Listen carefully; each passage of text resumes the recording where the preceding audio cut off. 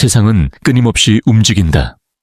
기술은 하루가 다르게 진화하고 정보는 눈 깜짝할 사이에 쏟아진다. 그러나 아이러니하게도 이런 속도 속에서 가장 부족한 것은 생각하는 힘이다. 사람들은 반응하지만 숙고하지 않는다. 판단하지만 성찰하지 않는다. 그래서 지금 이 시대에 가장 필요한 능력은 세상을 비판적으로 바라보고 스스로의 마음을 객관적으로 들여다볼 줄 아는 힘이다. 비판적 사고란 단순히 의심하거나 비판하는 태도가 아니다. 그것은 진실을 가려내는 통찰의 눈을 갖는 일이다.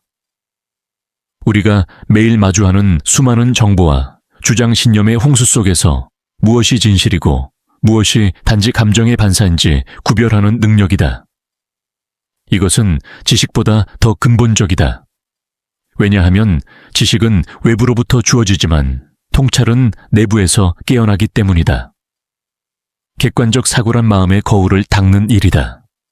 우리는 자신이 옳다고 믿는 생각, 자신이 속한 문화, 자신이 익숙한 신념에 너무 쉽게 갇힌다.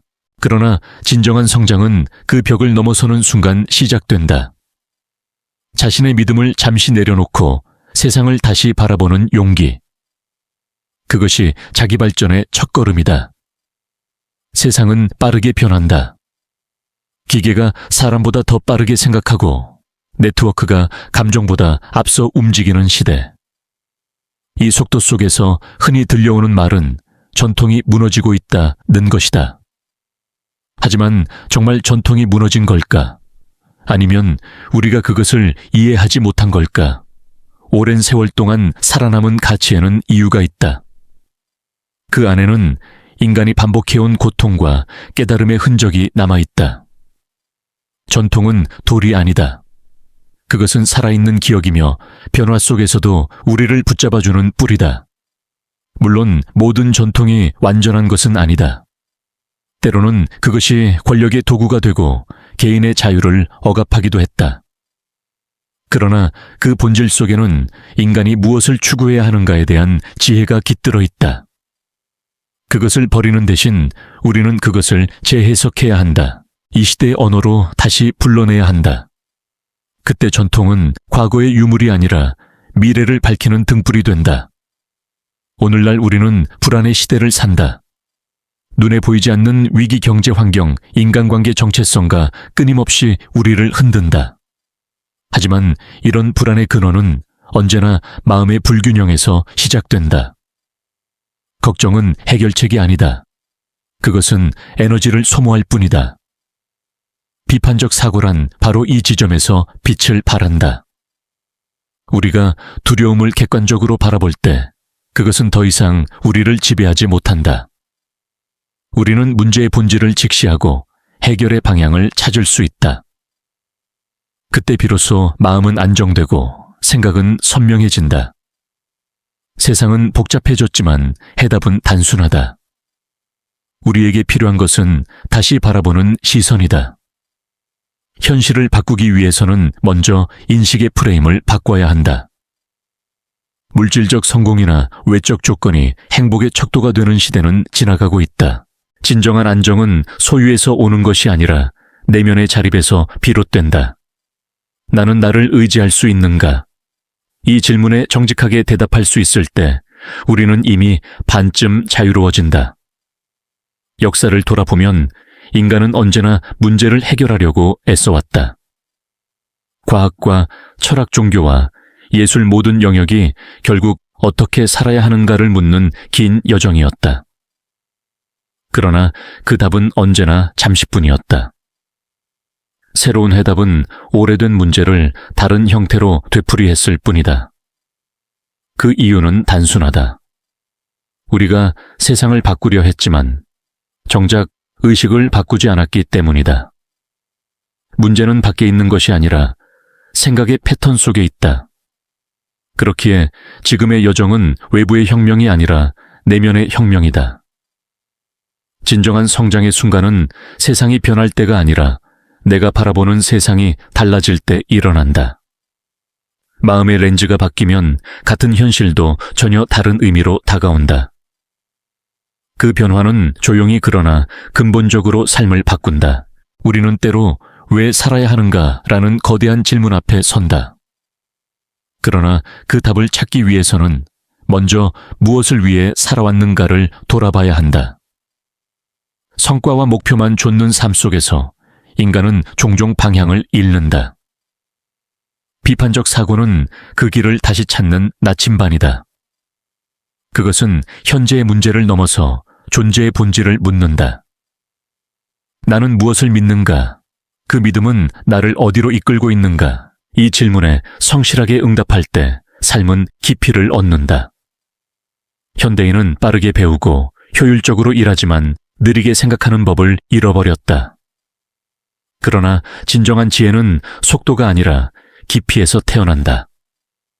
깊이 생각하는 사람은 흔들리지 않는다.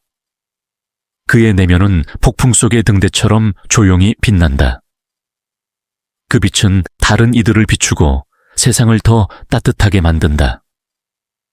그래서 지금 우리가 해야 할 일은 단순하다. 조용히 멈추어 서서 자신을 바라보는 것, 내가 무엇을 두려워하는지, 무엇을 쫓고 있는지, 무엇을 잃고 있는지를 진심으로 마주하는 것. 그것이 비판적 사고의 시작이자 자기 성찰의 문이다. 그 문을 열면 세상은 이전과 전혀 다른 얼굴로 우리 앞에 선다. 그리고 그때 우리는 비로소 깨닫는다. 세상을 바꾸는 힘은 언제나 밖에 있지 않았다는 것을. 그것은 언제나 우리 안에서 조용히 깨어나고 있었다는 것을. 인간의 마음은 놀라울 만큼 복잡하다. 그 안에는 빛과 그림자, 믿음과 의심, 확신과 불안이 동시에 공존한다. 이 모순된 감정의 소용돌이 속에서 우리는 끊임없이 자신을 찾아 헤맨다. 그러나 대부분의 사람들은 밖에서 답을 구한다. 새로운 책, 성공한 사람의 조언 혹은 세상의 공식에서. 하지만 진실은 언제나 안쪽에 있다. 외부의 정보는 길을 비출 뿐 길을 걷는 것은 오직 나 자신이다. 비판적 사고의 본질은 자기 자신을 의심하는 데 있다. 나는 옳다는 생각이 깊어질수록 시야는 좁아지고 판단은 왜곡된다. 진정한 사유는 자신이 틀릴 수도 있다는 가능성을 품는 데서 시작된다. 자신의 생각을 상대화할 수 있을 때 마음은 자유로워진다. 우리가 두려워하는 것은 사실 틀림이 아니라 무너짐이다. 자신의 세계가 무너지는 듯한 공허감. 하지만 그 무너짐의 순간에야 비로소 새로운 세계가 열린다. 인류의 역사는 그 자체로 하나의 사고의 진화다. 초기의 신화는 세상을 설명하기 위한 상징의 언어였고, 철학은 그 신화를 논리로 바꾸려는 시도였다. 과학은 다시 그 철학을 실험으로 검증했고, 예술은 그 모든 것을 감정으로 재해석했다. 이 흐름 속에서 인간은 점점 더 외부 세계를 이해하게 되었지만, 동시에 내면의 세계와는 멀어졌다. 우리는 우주를 탐사하면서도 자기 자신을 탐험하는 법은 잊었다. 그러나 세상을 바꾸는 것은 거대한 발견이 아니라 사소한 통찰에서 비롯된다. 한 사람의 마음이 깨어날 때 그 울림은 수많은 인생에 영향을 준다. 소크라테스의 한 문장 부처에 한 깨달음 예수의 한 비유는 수천 년이 지나도 여전히 인간의 내면을 흔든다. 그 이유는 단 하나, 그것들이 생각하는 인간을 일깨웠기 때문이다. 비판적 사고와 자기 성찰은 둘이 아니다. 전자는 지성의 눈을 열고 후자는 영혼의 귀를 연다. 둘이 만나면 인간은 단순히 살아가는 존재가 아니라 의식하는 존재가 된다. 이때부터 우리는 삶을 경험하는 것이 아니라 이해하기 시작한다. 그리고 이해는 곧 해방이다. 왜냐하면 이해한다는 것은 그 대상에 끌려가지 않는다는 뜻이기 때문이다. 불안, 두려움, 분노, 이 모든 감정은 우리가 붙잡는 생각에서 비롯된다. 생각이 흐르면 감정은 따라 흐르지만 생각이 멈추면 감정도 고요해진다. 그래서 고대 현자들은 명상을 통해 마음을 비우려 했다. 비운다는 것은 포기하는 것이 아니라 재정렬하는 것이다. 흩어진 마음을 다시 중심으로 모으는 일. 그곳에서 사고는 단순해지고 의식은 깊어진다. 침묵은 사고의 어머니다. 시끄러운 세상에서 조용히 머무는 법을 배운 사람만이 진짜 생각할 수 있다. 침묵 속에서만 들리는 소리가 있다. 자기 내면의 진동. 그 소리를 들을 줄 아는 사람은 외부의 혼란에 휘둘리지 않는다. 그는 세상의 소음 속에서도 중심을 잃지 않는다. 그의 사고는 날카롭지만 따뜻하고 논리적이지만 자비롭다. 이러한 사고의 힘은 위기 속에서 더욱 빛난다.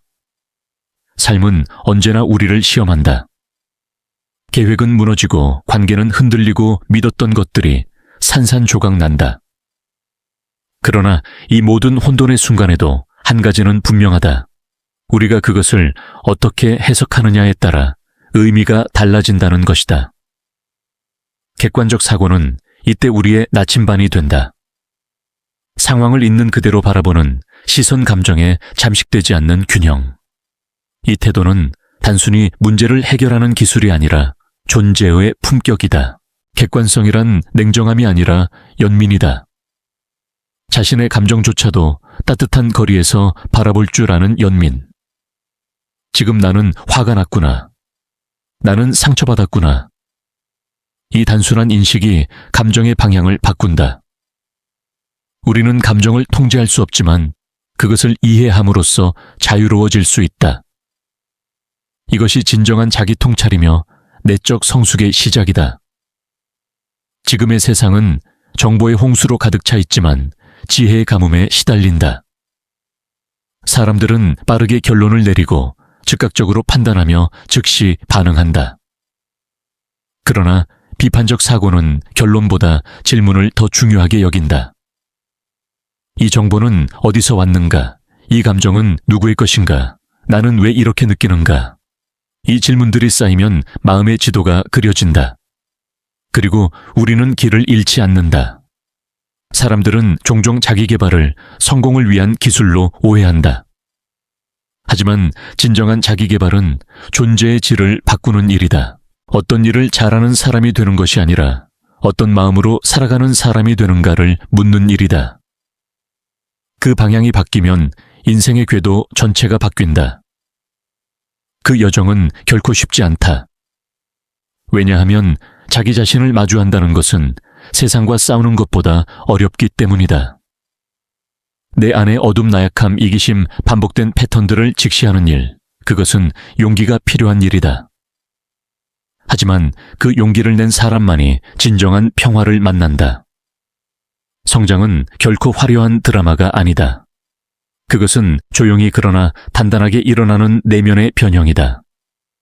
결국 사고의 힘은 인간의 본질을 다시 세운다. 지식은 머리를 채우지만 사고는 존재를 바꾼다. 지혜는 바로 그 존재의 깊이에서 흘러나온다. 이것이 우리가 지금 생각하는 법을 다시 배워야 하는 이유다. 세상은 변하지만 진리는 변하지 않는다. 그리고 그 진리는 언제나 이렇게 말한다. 너 자신을 알아라. 이 오래된 명령은 여전히 유효하다. 우리가 아무리 현대적이고 복잡한 문제를 안고 살아도 결국 모든 답은 그 한 문장으로 돌아온다. 너 자신을 알면 세상도 알게 된다. 너 자신을 다스리면 세상도 고요해진다. 그것이 인류가 잊어버린 단순한 진리이며 오늘 우리가 다시 되찾아야 할 가장 근원적인 지혜다. 삶에는 보이지 않지만 분명히 작동하는 법칙이 있다. 우리는 그것을 운명이라 부르기도 하고 인과라 하기도 한다. 그러나 그 본질은 언제나 단순하다. 생각은 현실이 되고 믿음은 경험이 된다. 이 법칙을 이해하는 사람은 외부의 혼란에 휘둘리지 않는다. 그는 세상을 바꾸려 하기보다 자신의 마음을 조율한다. 왜냐하면 세상은 언제나 마음의 그림자이기 때문이다. 비판적 사고가 생각의 명료함을 길러준다면 객관적 사고는 마음의 평형을 되찾게 한다. 둘은 마치 날개처럼 함께 작동할 때 비로소 인간은 높은 의식의 하늘로 날아오른다. 이 균형을 잃은 사회는 결국 극단으로 흐른다. 논리만을 좇는 이성은 차가운 기계가 되고 감정에만 의존하는 사고는 맹목이 된다. 그러므로 지금 우리에게 필요한 것은 냉철한 가슴과 따뜻한 머리다. 이성 속의 온기, 감정 속의 질서. 우리가 흔히 겪는 불안의 근원은 통제의 환상이다. 모든 것을 계획하고 예측하려는 욕망은 결국 우리를 더 불안하게 만든다. 삶은 본질적으로 불확실하다. 그 불확실성 속에서 평정을 유지하는 힘, 그것이 바로 비판적 사고의 성숙이다. 이 사고는 단순히 논리적 사고를 의미하지 않는다. 그것은 삶을 전체로서 바라보는 의식이다. 상실과 성취 어둠과 빛 혼란과 질서가 모두 하나의 거대한 조화임을 이해하는 지혜다. 세상이 빠르게 변하면 사람들은 흔히 문명의 위기를 말한다. 전통이 사라지고 도덕이 흔들리고 기술이 인간을 대체한다고. 그러나 위기는 언제나 진화의 또 다른 이름이다. 문명의 혼란은 새로운 의식이 태어나기 전의 진통이다. 인류는 이미 수많은 시대를 거치며 이 과정을 반복해왔다. 그리고 매번 낡은 가치가 무너질 때마다 새로운 사고가 세상을 재구성했다. 오늘날 우리가 겪는 혼란도 다르지 않다. 지금 이 시대는 의식의 혁명을 요구하고 있다. 이 혁명은 피로 쓰이지 않는다. 그것은 침묵 속에서 한 사람의 내면에서 시작된다. 세상을 향해 돌을 던지기 전에 먼저 자신 안에 벽을 허물어야 한다. 우리의 사고는 습관에 의해 길들여져 있다. 같은 문제를 같은 방식으로 생각하며 다른 결과를 기대하는 모순 속에서 우리는 스스로를 소모한다. 이때 필요한 것은 새로운 정보가 아니라 새로운 시선이다. 같은 현실도 인식이 바뀌면 전혀 다른 세계가 된다. 예를 들어 실패를 두려움으로 볼 수도 있고 배움으로 볼 수도 있다. 고통을 불행으로 볼 수도 있고 성장의 연료로 볼 수도 있다. 이 단순한 시각의 차이가 인생의 궤도를 완전히 바꾼다. 객관적 사고란 바로 이 전환의 힘이다. 감정의 파도 속에서도 현실을 바로 보는 눈. 그 눈을 가진 사람은 폭풍 속에서도 길을 잃지 않는다. 이 시점에서 우리는 보편 법칙에 대해 다시 생각해야 한다. 세상을 움직이는 근본 원리 원인과 결과 균형과 반작용 의도와 창조.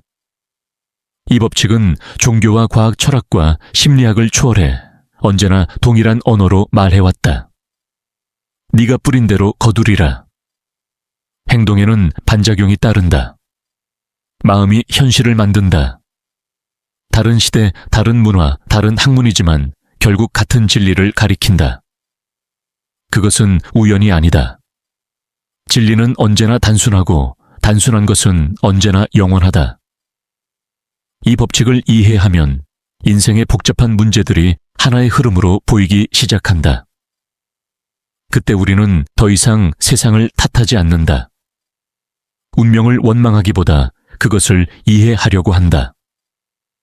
이해의 순간 고통은 의미로 바뀌고 혼란은 방향으로 변한다.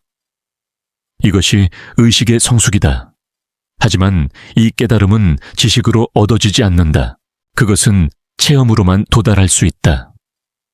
삶의 고난과 마주하며 그 속에서 자신을 재구성하는 과정 속에서만 얻어진다. 이 과정을 거친 사람은 더 이상 삶을 두려워하지 않는다. 그는 세상의 변화보다 자신의 변화에 더 깊이 집중한다. 그는 외부의 안정이 아니라 내면의 조화를 추구한다. 이러한 사람은 세상의 법칙을 이해하면서도 그 법칙에 매이지 않는다. 그는 통찰의 자유를 얻는다. 이 자유는 방종이 아니다.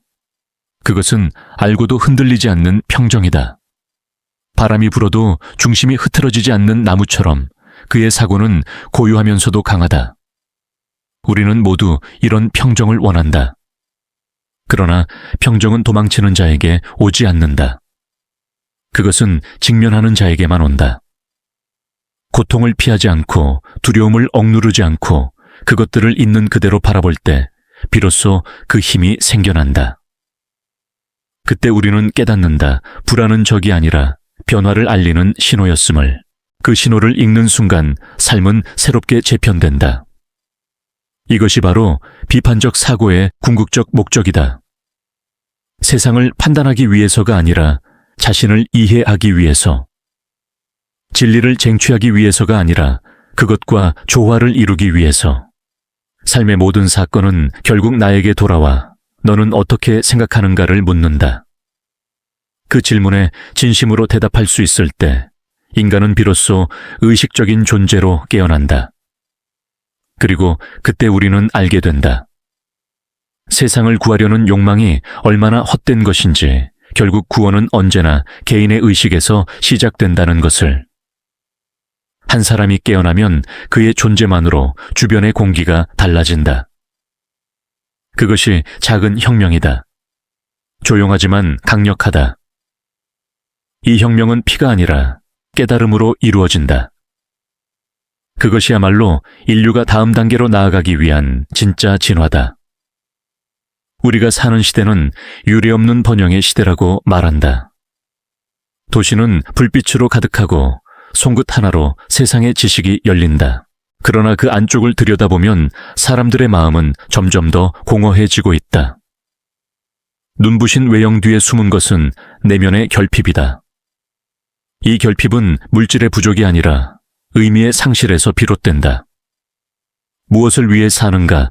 이 단순한 질문 앞에서 많은 사람들은 잠시 말을 잃는다.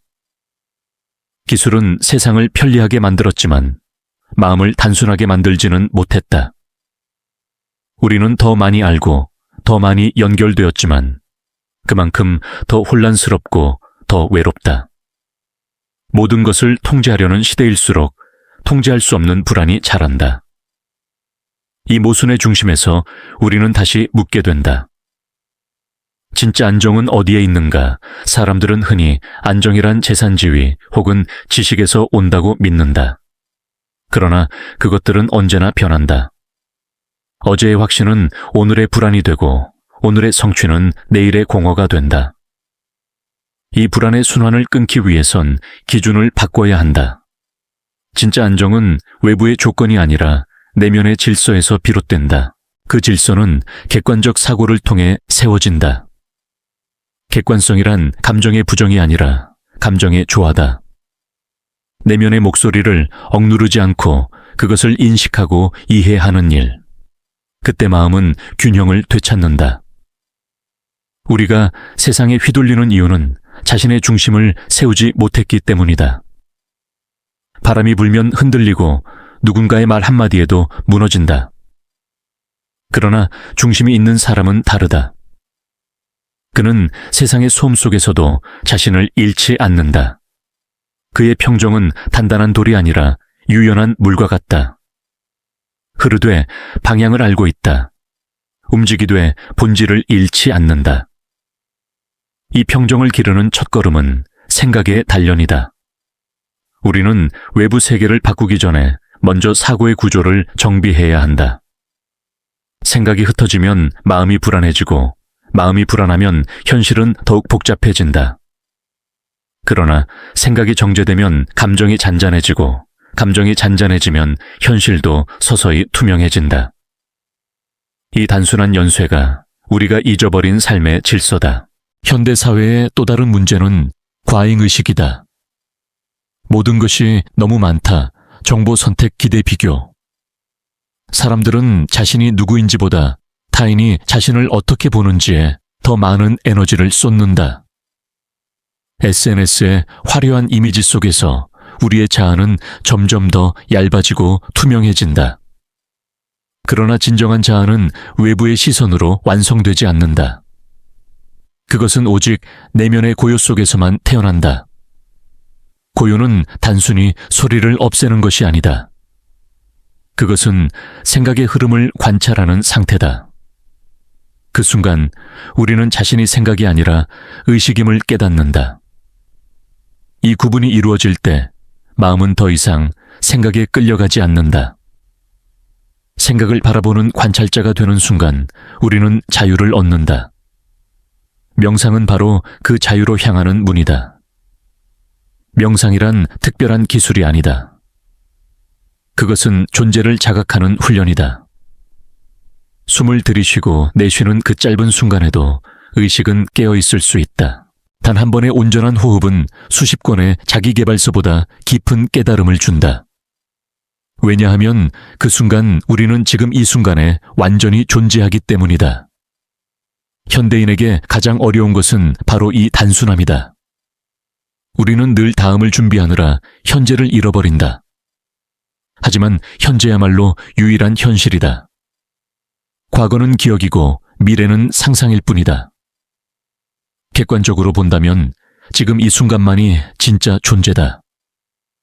이 단순한 진리를 깊이 이해하면 불안의 절반은 사라진다. 사람들은 종종 말한다. 나는 행복하고 싶다. 그러나 행복은 목적지가 아니라 상태다. 무언가를 이루어서 행복해지는 것이 아니라 그 과정을 이해할 때 이미 행복은 시작된다. 비판적 사고의 목적도 결국 여기에 있다. 생각의 방향을 바꾸어 삶을 다시 느끼게 하는 것. 그것은 지적 성장이 아니라 의식의 진화다. 이 진화의 여정에는 언제나 재정의가 필요하다. 우리가 당연하게 여겨온 가치들, 성공, 경쟁, 인정, 그 모든 것을 다시 물어야 한다. 이것이 정말 나를 성장시키는가? 이것이 나의 본질과 맞닿아 있는가? 이 질문들은 우리를 더 깊은 차원으로 이끈다. 거기서 비로소 삶은 의미를 되찾는다. 세상은 끊임없이 우리에게 속삭인다. 더 가져라. 더 빨리 가라. 더 높이 올라라. 그러나 마음의 목소리는 조용히 말한다. 잠시 멈추라. 그리고 자신을 돌아보라. 이 두 목소리 사이에서 균형을 잡는 것이 지혜로운 사고의 기술이다. 그 균형이 바로 자유다 의무와 욕망 현실과 이상 성공과 평화 사이에서 흔들리지 않고 서 있을 수 있는 힘. 이 시대의 진정한 강자는 세상을 이기는 사람이 아니라 자기 자신을 다스릴 줄 아는 사람이다. 그는 세상을 소유하려 하지 않는다. 대신 세상과 조화를 이루려 한다. 그의 평화는 외부의 승리에서 오는 것이 아니라 내면의 이해에서 비롯된다. 결국 인생은 내면의 질서를 세우는 여정이다. 그 질서는 비판적 사고와 객관적 시선을 통해 완성된다. 이 두 힘은 마음의 근육과 같다. 훈련하지 않으면 약해지고 사용하면 강해진다. 그래서 생각을 단련한다는 것은 결국 존재의 힘을 키우는 일이다. 그 힘이 강해질수록 세상의 혼란은 더 이상 우리를 흔들 수 없다. 변화는 언제나 안에서부터 시작된다. 아무리 새로운 기술을 배우고 책을 읽고 세상을 탐험해도 사고의 틀을 바꾸지 않는 한 삶은 같은 궤도를 반복한다. 그래서 자기 성장은 정보의 축적이 아니라 의식의 재구성이다. 이 재구성의 첫 단계는 바로 마음의 재교육이다. 우리의 마음은 태어날 때부터 비어있지 않다. 환경, 가족, 교육, 사회의 기대 속에서 수많은 생각과 감정의 패턴이 무의식 깊숙이 새겨진다. 그 결과 우리는 특정 상황에서 자동적으로 반응한다. 두려움, 분노, 회피, 과잉의식. 이 자동 반응이 바로 습관적 사고다. 이 습관이 우리의 현실을 결정짓는다. 우리가 세상을 보는 방식은 사실 세상이 아니라 우리 안의 패턴을 투사한 결과이기 때문이다. 따라서 진정한 변화는 외부가 아니라 내부의 패턴을 해체하는 데서 시작된다. 그 해체의 과정은 고통스럽다. 왜냐하면 그것은 익숙함과 결별하는 일이기 때문이다. 익숙함은 안전하다. 그러나 성장은 언제나 불편함을 통과한다. 의식이 확장되려면 먼저 오래된 믿음이 흔들려야 한다. 이때 중요한 것은 자기 인식의 훈련이다. 우리는 무엇을 생각하는가 보다 그 생각이 어디서 비롯되었는지를 관찰해야 한다. 나는 왜 이렇게 반응하는가? 이 감정은 누구에게서 배운 것인가? 이 불안은 언제부터 나와 함께 있었는가?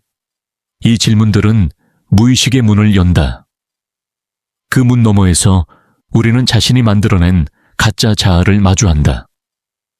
그 가짜 자아는 늘 옳고자 하고 완벽하려 하며 두려움으로 자신을 방어한다. 그러나 그 뒤에는 언제나 진짜 나가 있다. 조용하지만 강한 변하지 않는 존재의 핵심.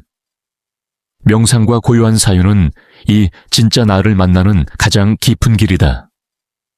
명상은 마음을 비우는 것이 아니라 마음을 재정렬하는 행위다. 흩어진 생각을 모아 중심을 세우고 감정의 파도를 관찰하며 그 흐름을 이해하는 것. 그 순간 우리는 생각의 주인이 된다. 생각이 나를 끌지 않고 내가 생각을 다스린다. 이 주체적 사고가 곧 자기 성장의 핵심이다. 하지만 명상만으로 모든 것이 해결되는 것은 아니다. 의식의 변형에는 행동의 반복이 필요하다. 새로운 사고 패턴은 일상 속 실천을 통해 굳어진다. 작은 습관 아침의 감사, 하루의 성찰, 짧은 호흡의 관찰, 이것들이 모여 거대한 변화의 토대를 만든다. 생각이 바뀌면 말이 달라지고, 말이 달라지면 행동이 달라지고, 행동이 달라지면 결국 현실이 달라진다. 그러나 오래된 패턴은 쉽게 사라지지 않는다. 그들은 오랜 세월 동안 우리 안에서 정체성처럼 자리 잡아왔다. 그래서 때로는 마치 자신 일부를 잃는 듯한 두려움을 느낀다. 이때 우리는 다시금 객관적 시선을 유지해야 한다. 감정에 휩쓸리지 않고, 이것이 나의 오래된 패턴이 다시 반응하고 있구나. 이렇게 인식할 때 우리는 이미 그 패턴에서 한 걸음 떨어져 있다. 이 거리가 곧 자유의 시작이다. 심리학에서는 이것을 메타인지라고 부른다. 생각을 생각하는 능력, 감정을 관찰하는 시선. 이 능력이 확장될수록 우리는 자신을 새롭게 해석할 수 있다. 과거에 상처였던 일이 이제는 배움이 되고 실패가 좌절이 아니라 통찰로 변한다. 이것이 내적 성장의 실체다. 세상은 여전히 그대로인데 그것을 바라보는 우리의 눈이 달라진다. 마음의 재교육에는 또 다른 측면이 있다. 과거의 화해. 우리가 가진 많은 부정적 패턴은 사실 어린 시절의 경험에서 비롯된다. 인정받지 못한 기억, 사랑받고 싶었던 감정, 비난당하며 움츠러든 자아. 그때 만들어진 신념은 이렇게 속삭인다. 나는 부족하다. 나는 틀리면 안 된다. 나는 남에게 맞춰야 한다. 이 믿음들이 지금의 행동을 지배한다. 따라서 진정한 성장은 이 과거의 무의식적 계약을 해지하는 일이다.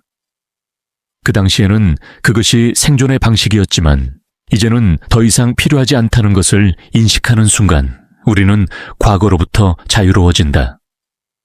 그 자유 속에서 새로운 신념이 싹튼다. 나는 충분하다. 나는 변화할 수 있다. 나는 나의 삶을 창조할 수 있다.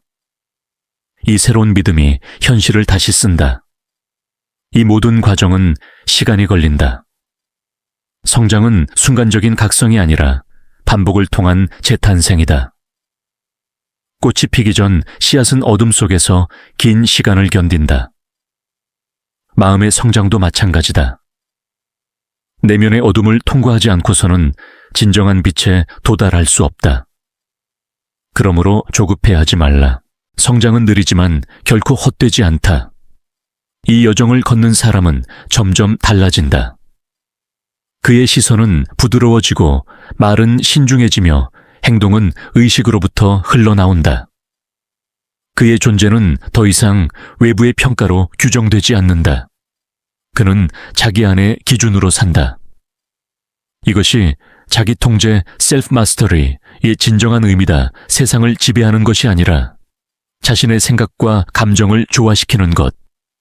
그 순간 인간은 단순한 존재가 아니다. 그는 창조적 의식이 된다. 그의 생각은 현실을 움직이고 그의 마음은 타인에게 영향을 준다. 이것이 진정한 힘이다. 누군가를 바꾸는 힘이 아니라 자신을 통해 세상을 바꾸는 힘. 긍정적 사고는 단순히 좋게 생각하라는 주문이 아니다. 그것은 마음의 방향을 바꾸는 깊은 훈련이다. 세상은 늘 불완전하고 인간의 삶은 예측 불가능하다. 그 안에서 긍정이란 현실을 외면하는 태도가 아니라 혼란 속에서도 의미를 찾아내는 능력이다. 즉, 긍정은 맹목이 아니라 통찰이다. 많은 사람들이 긍정을 오해한다. 그들은 고통을 부정하고 두려움을 억누르며 괜찮다라는 말로 자신을 설득한다. 하지만 진짜 긍정은 고통의 존재를 인정하는 데서 시작된다. 눈을 감는 것이 아니라 눈을 뜨고 바라보는 용기. 그것이야말로 진정한 낙관주의다. 현실을 회피하지 않으면서도 희망을 잃지 않는 마음의 자세. 이 마음의 자세를 지탱하는 가장 강력한 에너지는 감사다. 감사는 단순히 예의의 표현이 아니라 존재를 인식하는 가장 깊은 형태의 지혜다. 우리가 가진 것, 잃은 것, 이룬 것, 실패한 것, 그 모든 경험이 결국 하나의 선물임을 깨닫는 순간 삶은 완전히 다른 빛으로 바뀐다. 감사는 삶의 질서를 재정렬한다. 그것은 불만의 에너지를 이해로 바꾸고 결핍의 시선을 충만으로 변환시킨다. 감사는 또한 이 시대의 불안에 대한 해독제다. 우리는 늘 부족함을 기준으로 살아간다. 더 나은 집, 더 높은 위치, 더 완벽한 나. 그러나 감사는 그 방향을 반대로 돌린다. 이미 충분하다. 이 한 문장이 마음의 중력을 바꾼다. 그 순간 우리는 쫓지 않고 비교하지 않으며 단순히 존재하게 된다. 그리고 그 존재의 상태에서 진짜 평화가 태어난다. 역사적으로 보아도 모든 위대한 사상과 종교는 결국 같은 진리를 말하고 있다. 삶의 본질은 사랑과 감사라는 것을. 불교는 자비를, 기독교는 사랑을, 힌두교는 카르마의 균형을, 그리고 현대 심리학은 공감과 수용을 말한다.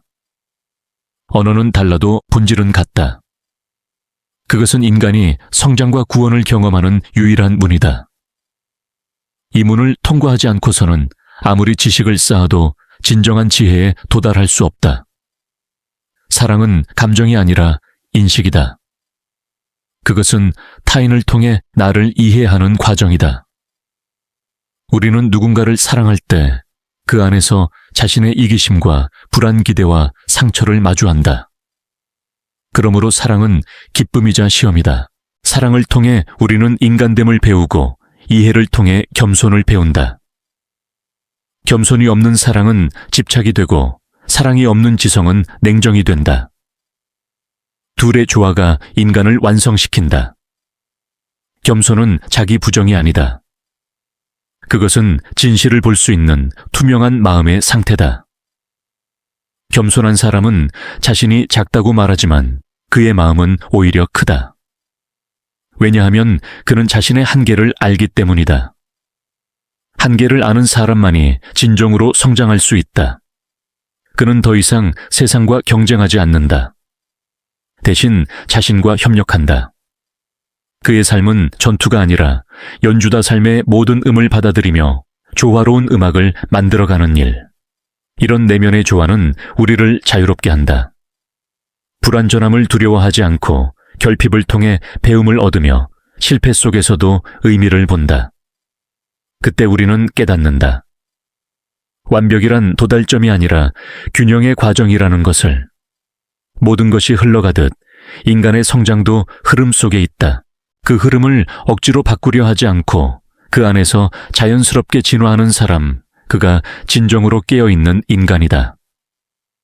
이 깨어남은 종교적 각성이 아니라 존재의 회복이다. 우리는 본래 완전한 존재였다. 다만 그것을 잊었을 뿐이다. 현대 사회의 모든 불안과 욕망은 결국 잃어버린 자신을 찾기 위한 몸부림이다. 비판적 사고와 자기 성찰은 그 잃어버린 중심을 되찾는 여정의 도구일 뿐이다. 결국 여정의 끝은 밖이 아니라 아니다. 그 중심에는 언제나 사랑, 감사, 평정이 있다. 그러나 이 중심은 한번 깨달았다고 해서 영원하지 않다. 의식은 훈련이 필요하다. 삶의 파도는 끊임없이 우리를 흔들고 세상의 속도는 우리의 집중을 빼앗는다. 그래서 우리는 매일 다시 돌아와야 한다. 호흡으로, 침묵으로, 사유로. 이 반복이 영혼의 호흡이며 이 루틴이 바로 깨어있는 삶이다. 감사와 사랑, 겸손과 사유, 이 네 가지가 삶의 근본 질서를 이룬다. 그 질서 속에서 인간은 더 이상 불안하지 않다. 그는 세상을 소유하려 하지 않고 이해하려 한다. 그는 타인을 판단하지 않고 공감한다. 그는 완벽을 추구하지 않고 조화를 추구한다. 이 상태야말로 진정한 성숙이며 비판적 사고의 최종 목적이기도 하다. 지혜는 복잡하지 않다. 그것은 단순함 속에 숨어 있다.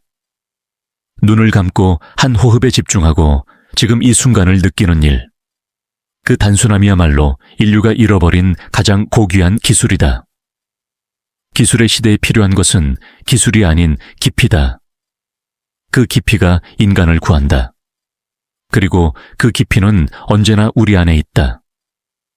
자기 성장의 궁극적인 목표는 세상을 지배하는 것이 아니다. 그것은 자신을 다스리는 일이다. self-mastery. 이 짧은 단어 안에는 인간 존재의 모든 여정이 담겨 있다. 외부의 혼란 속에서도 중심을 잃지 않고 감정의 폭풍 속에서도 스스로를 관찰하며 삶의 불확실성 속에서도 평정을 유지하는 힘. 그것이 바로 자기 통제다. 이 힘은 억압이 아니라 이해에서 온다. 진짜 통제란 자신을 강제로 억누르는 것이 아니라 자신을 깊이 이해함으로써 자연스럽게 균형을 찾는 것이다. 감정은 억압될수록 커지고 인정될수록 사라진다. 생각은 통제할수록 복잡해지고 관찰할수록 단순해진다. 그래서 자기 통제의 첫걸음은 관찰이다. 판단하지 않고 바라보는 것. 그때 의식은 생각 위로 올라선다. 이 단계에 들어서면 우리는 삶을 전혀 다른 방식으로 본다. 이전에는 모든 사건이 문제처럼 보였지만 이제는 그것들이 메시지로 느껴진다. 삶은 우리를 괴롭히기 위해 존재하는 것이 아니라 우리를 깨우기 위해 일어난다. 이 깨달음의 순간 우리는 세상을 다르게 해석하기 시작한다. 불운은 교훈이 되고 상처는 통찰이 된다. 삶의 모든 일이 우리를 향한 훈련으로 바뀐다. 이것이 의식적으로 사는 법이다. 의식적으로 산다는 것은 매 순간 선택을 깨어서 하는 것이다. 자동 반응이 아니라 의도적 행동으로 살아가는 것. 그 차이는 미묘하지만 인생 전체를 바꾼다. 예를 들어 누군가의 말에 상처받았을 때 예전에 나는 반사적으로 반응했을 것이다. 하지만 이제는 잠시 멈춘다. 이 감정은 나의 과거 상처에서 비롯된 것은 아닐까? 그렇게 한 걸음 떨어져 바라보는 순간 나는 더 이상 감정의 포로가 아니다. 나는 관찰자다. 그리고 관찰자는 자유롭다. 의식적인 삶은 선택의 힘을 되찾는 과정이다.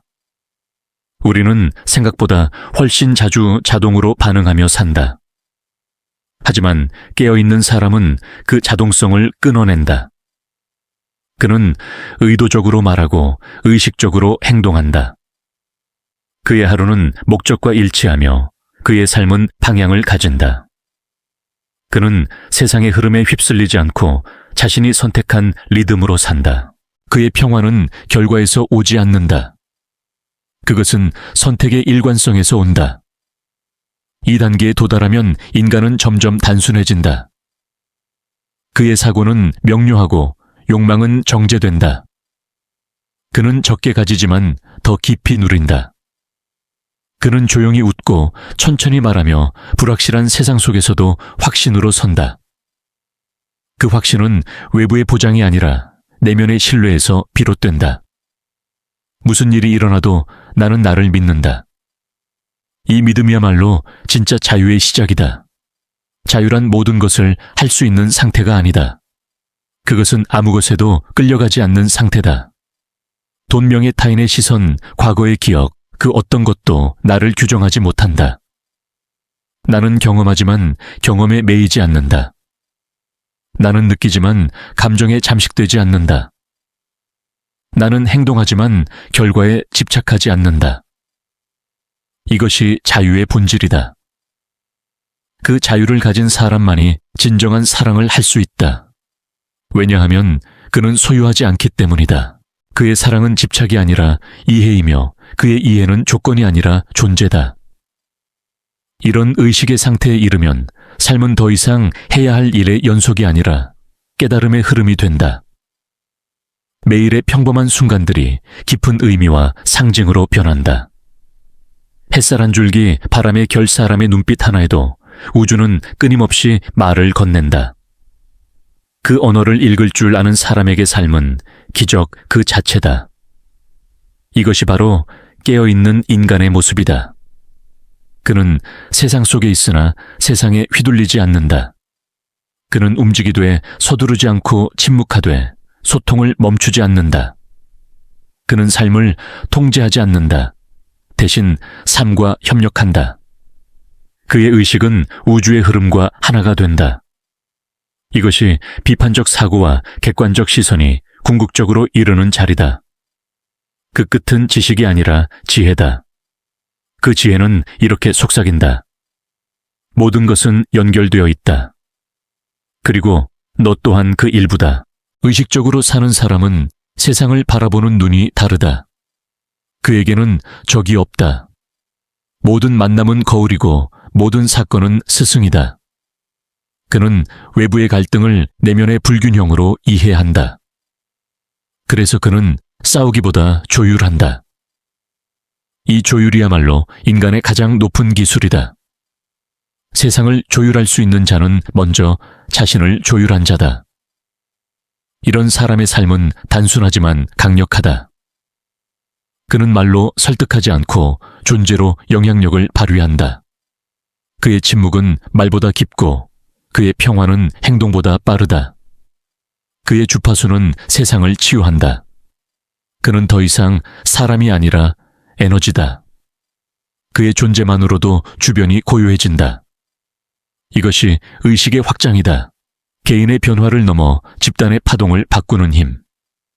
그리고 그것은 바로 지금 당신의 마음에서도 일어날 수 있다.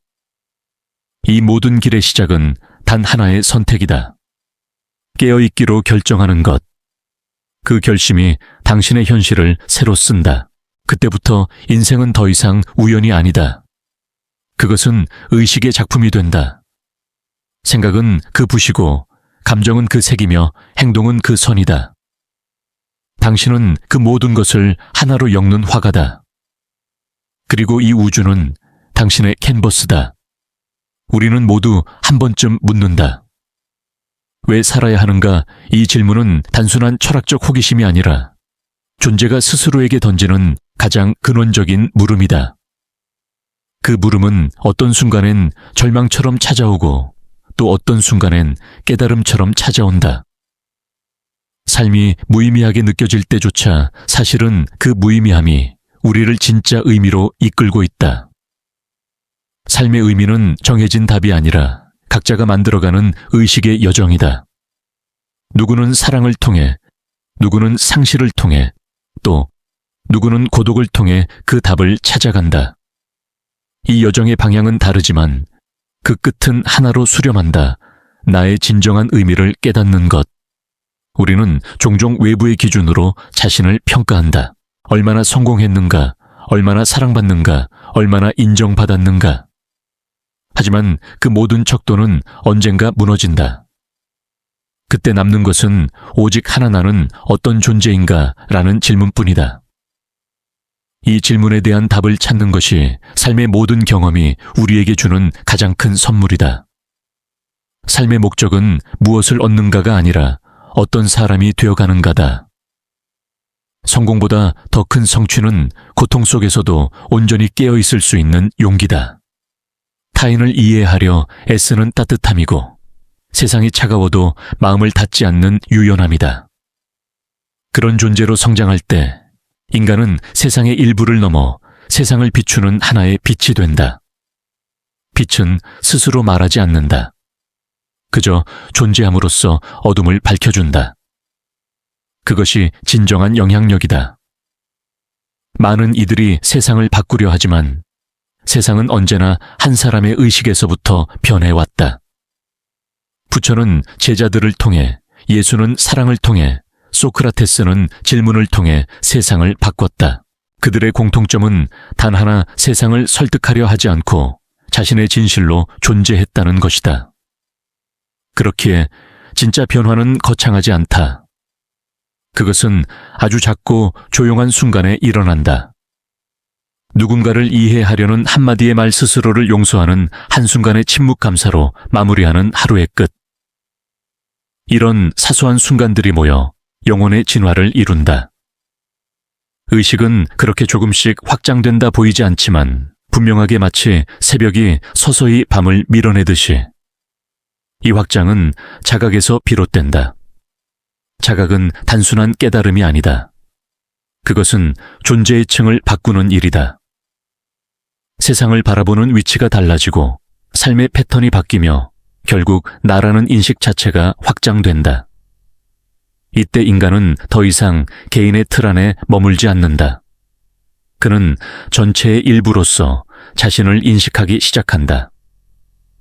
이 깨달음이야말로 모든 철학과 종교 명상의 목적지다. 그 깨달음의 순간 세상은 더 이상 위협이 아니라 하나의 조화로운 무대가 된다. 모든 만남, 모든 사건, 모든 감정은 우리의 성장과 완성을 위해 정교하게 배치되어 있다. 우리는 그 무대 위에서 각자의 역할을 맡아 연기하고 있을 뿐이다. 그리고 언젠가 막이 내릴 때 우리는 비로소 안다. 모든 것은 완벽했다는 것을. 그때 후회는 감사로 바뀌고 두려움은 평화로 녹아든다. 삶은 우리에게 수많은 얼굴을 보여준다. 기쁨과 슬픔, 시작과 끝, 어둠과 이름. 하지만 그 모든 이면에는 하나의 흐름이 있다. 의식의 진화. 삶은 우리를 고통스럽게 하려는 것이 아니라 깨어나게 하려는 것이다. 우리가 그 신호를 알아차릴 때 삶의 무게는 의미로 변하고 모든 고통은 가르침으로 승화된다. 세상은 여전히 불완전하고 인간은 여전히 불안하다. 하지만 그것이 바로 성장의 증거다. 완전함이란 정지된 상태이고 불완전함이란 살아있다는 증거다. 그러므로 우리는 더 이상 불완전함을 두려워할 필요가 없다. 그것이야말로 진화의 원동력이기 때문이다.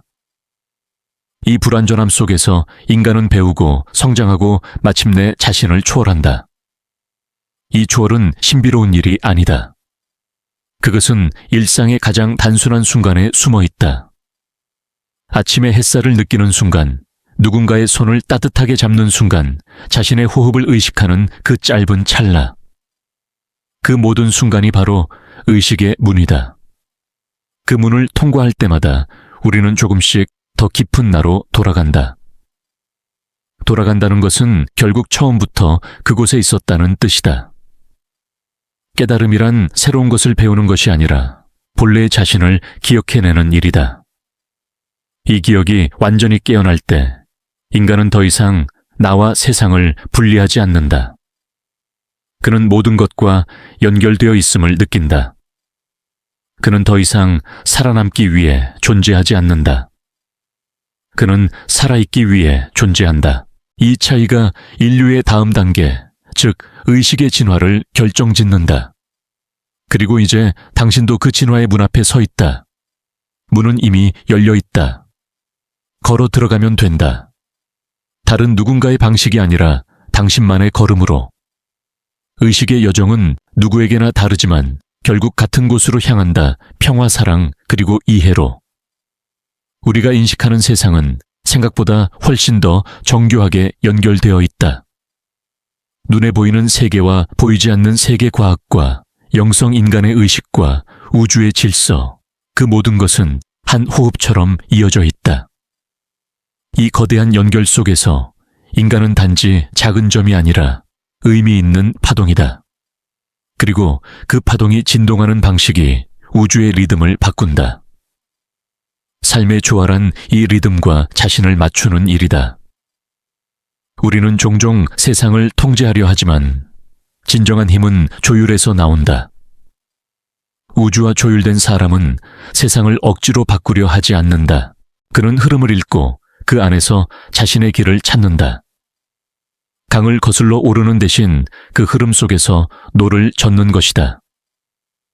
그의 움직임은 유연하지만 정확하고 그의 침묵은 단순하지만 강하다. 이 조율은 내면의 질서에서 시작된다. 혼란스러운 세상일수록 마음의 중심을 세우는 일이 가장 중요하다. 우리는 종종 외부의 문제를 해결하려 하다가 자신의 내면을 더 복잡하게 만든다. 하지만 세상의 혼란은 결국 내면의 불균형이 투사된 결과일 뿐이다. 아니, 고요하면 밖도 고요하다. 내면의 평화가 우주와의 일치를 가능하게 한다. 이것이 바로 고대 철학자들이 말한 작은 우주의 의미였다. 인간은 전체의 축소판이다. 한 사람의 의식이 변하면 그 변화는 보이지 않는 파동으로 세상에 전해진다. 그래서 진정한 혁명은 거대한 구호에서 시작되지 않는다. 그것은 언제나 한 사람의 침묵, 한 사람의 자각, 한 사람의 사랑에서 시작된다. 우리가 숨쉬는 공기조차도 누군가의 호흡의 연장선이다. 나의 말이 누군가의 마음에 울리고 그 울림이 또 다른 이의 행동을 바꾼다. 이 미세한 진동들이 겹겹이 이어져 세상의 리듬을 만든다. 그래서 우리가 어떤 생각을 하느냐는 결코 개인적인 일이 아니다. 의식의 질이 곧 세계의 질을 결정한다. 이 사실을 깨달은 사람은 말과 행동을 신중히 다룬다. 그는 에너지를 낭비하지 않는다. 분노로 세상을 바꾸려 하지 않고 이해로 세상을 녹인다. 그의 존재는 고요하지만 영향력이 있다. 그는 세상을 설득하지 않는다. 그저 자신의 존재로 보여준다.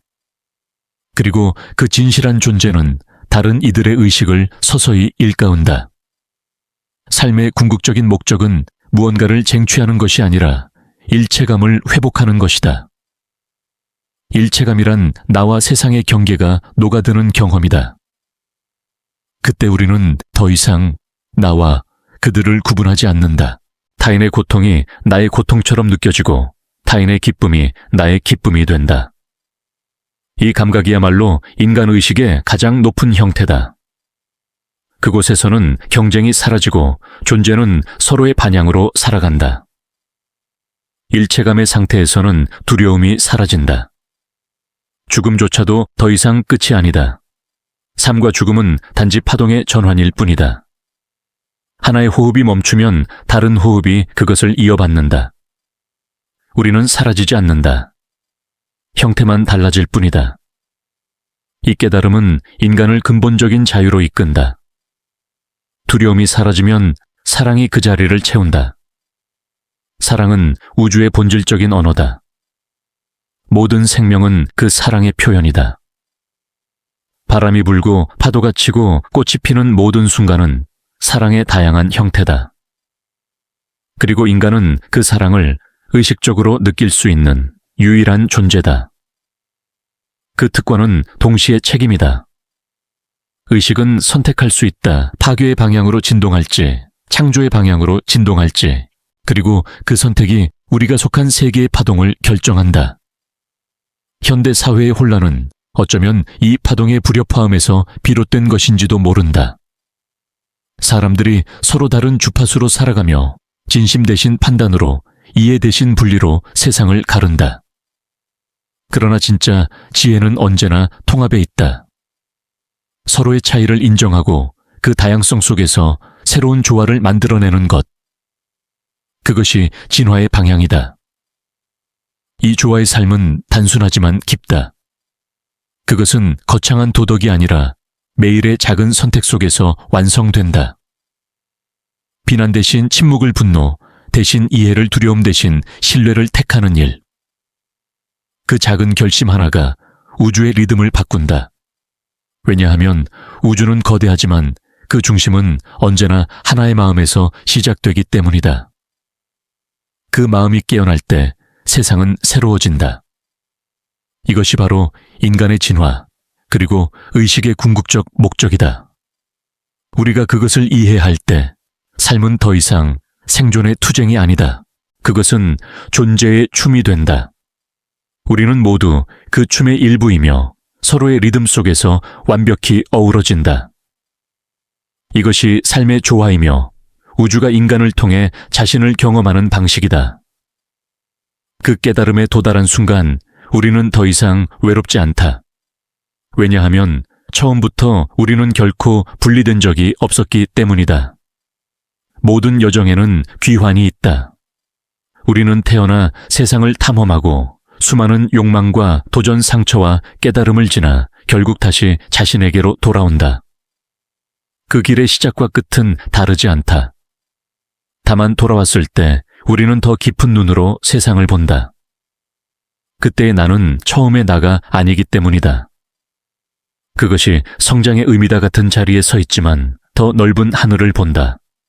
삶은 본질적으로 순환이다. 나선형처럼 돌고 도는 반복 속에서 우리는 매번 새로운 깊이에 도달한다. 매일의 일상 반복되는 일, 사소한 대화조차도 그 속에는 우리를 확장시키는 배움이 숨어 있다. 깨어있는 사람은 그 배움을 본다. 그는 세상에서 답을 찾지 않는다. 세상은 이미 그 안에 있기 때문이다. 그의 시선은 바깥을 향하면서도 항상 안으로 돌아온다. 이것이 의식적 삶의 궁극적인 형태다. 삶은 더 이상 목적지가 아니라 과정이 된다. 매 순간이 완성이고 매 호흡이 하나의 깨달음이다. 그는 더 이상 미래를 추구하지 않는다. 대신 지금 이 순간을 살아낸다. 그 순간 속에서 모든 것이 있다. 과거의 기억, 미래의 가능성, 그리고 영혼의 흔적. 그는 안다. 지금 이 순간이야말로 내가 찾던 모든 것이다.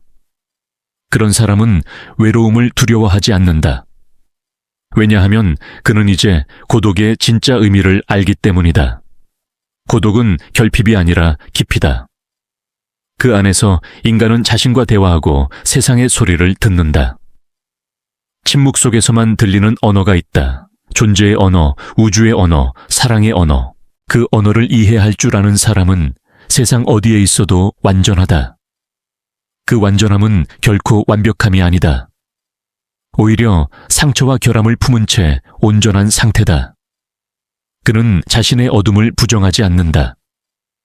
오히려 그 어둠이 빛을 더 깊게 만들어준다는 것을 안다. 빛은 그림자가 있을 때만 존재할 수 있다.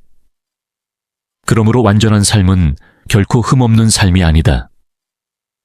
그것은 빛과 어둠이 함께 춤추는 삶이다. 그 춤 속에서 인간은 균형을 배운다. 균형은 정적이 아니라 동적이다. 그것은 끊임없이 흔들리면서도 결국 중심으로 돌아오는 힘이다. 삶의 파도가 아무리 거칠어도 그 중심을 잃지 않는 사람, 그가 진정으로 자유로운 사람이다. 그의 자유는 외부의 조건이 아니라 내면의 질서에서 비롯된다. 그 질서가 세상의 혼돈을 품을 때 그는 세상과 하나가 된다. 이 상태에서 인간은 더 이상 성공을 좇지 않는다. 대신 의미를 찾는다. 그 의미는 특별한 일이 아니라 작은 일상 속에 스며 있다. 누군가에게 미소를 건네는 일, 자연의 아름다움을 바라보는 일 한 잔의 차를 음미하며 순간의 온기를 느끼는 일. 이 단순함 속에 인생의 진리가 있다. 그는 이제 알게 된다. 행복은 더 많이 가지는 것이 아니라 지금 이 순간에 충분히 존재하는 것이라는 사실을. 삶의 궁극적인 완성은 무언가를 이루는 것이 아니라 그 자체로 깨어있는 상태다. 그것은 마치 새벽의 고요처럼 아무 말도 없지만 모든 것을 말한다. 그 침묵 속에서 인간은 우주와 하나가 된다. 그는 더 이상 찾지 않는다. 이미 그가 찾던 모든 것은 언제나 그 안에 있었음을 알기 때문이다. 우리가 이렇게 긴 여정을 걸어온 이유는 단 하나다. 기억하기 위해서. 우리가 본래 어떤 존재였는지, 어떤 힘을 가지고 태어났는지를. 그 기억은 단지 머리의 지식이 아니라 영혼의 회복이다. 그것은 새로운 시작의 신호이며 이제 진정한 삶을 살기 위한 초대다. 그리고 이 깨달음은 끝이 아니다. 그것은 또 다른 여정의 문이다. 삶은 언제나 순환하고 의식은 끊임없이 확장된다. 지금 당신이 서 있는 이 순간조차 하나의 완성과 동시에 또 다른 시작이다. 우리는 영원히 성장하고 영원히 배운다. 그것이 존재의 아름다움이다. 그러니 이제 조용히 숨을 들이마시라. 그리고 내쉬라. 그 단순한 리듬 속에 모든 진리가 들어있다. 숨이 곧 삶이고 삶이 곧 의식이며 의식이 곧 사랑이다. 이 깨달음에 도달한 사람은 더 이상 흔들리지 않는다. 그는 세상 속에 있지만 세상 너머를 본다. 그의 마음은 고요하지만 그 고요 속에는 무한한 생명이 흐른다. 이것이 여정의 끝이며 동시에 시작이다. 우리는 모두 같은 길 위에 있다. 깨어남을 향해, 사랑을 향해, 존재의 근원으로 향해. 그리고 그 길의 이름은 단 한 단어로 표현할 수 있다. 의식,